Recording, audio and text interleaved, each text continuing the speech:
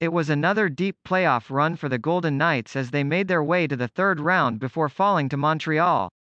With most of the core already under contract, GM Kelly McCrimmon will have some work to do if he wants to shake up his group and add some missing pieces.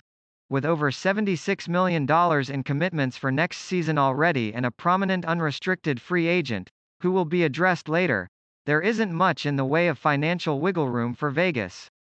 It's not necessarily a situation where they have to exactly match money, but if they want to add a significant piece, they probably will need to send a notable contract the other way. Even if they don't make any big moves, keeping some wiggle room so that they don't have to dress less than 18 skaters for multiple games would be worthwhile. The decision to bring Martinez in back before the 2020 trade deadline proved to be a good one as he made an immediate impact before the shutdown for the pandemic and played quite well for them in the bubble.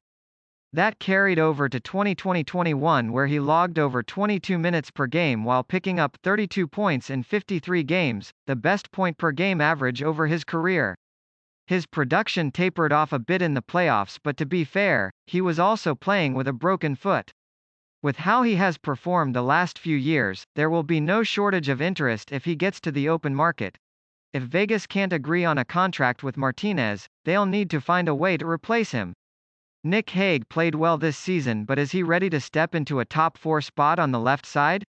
That would be a big jump for someone that has been limited to 16 minutes a night in his first 2 years and was healthy scratched at times in the playoffs. He may be able to get there eventually, but for now, finding a short-term stopgap option to hold down that role for a year or two would be a wise course of action. It'll be tough to do with their cap structure, but with them having an offer out to Martinez, it would appear they have a plan to try to free up some money to make it happen. If the answer is no, which one goes? Fleury's market is certainly better than it was in the fall when teams were seeking retention plus an incentive to take on his contract. Now, he only has 1 year left, though still at $7 million, and is coming off a Vezina trophy. As for Lehner, his track record with the Islanders and Blackhawks earned him a reasonable $5 million AAV, and while he didn't play much in 2020-21 due to injuries and Fleury's success, he played quite well most nights. Fleury turns 37 in November, so he doesn't have many years left in him, while Lehner turns 30 this weekend, so he'd be the safer long-term play but also probably has the better trade value. 2 decisions need to be made here. Can they afford to keep both goalies, and if not, which one goes?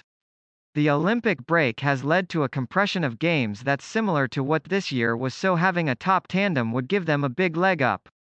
But with everything else Vegas has and needs, this may not be a luxury they can afford anymore.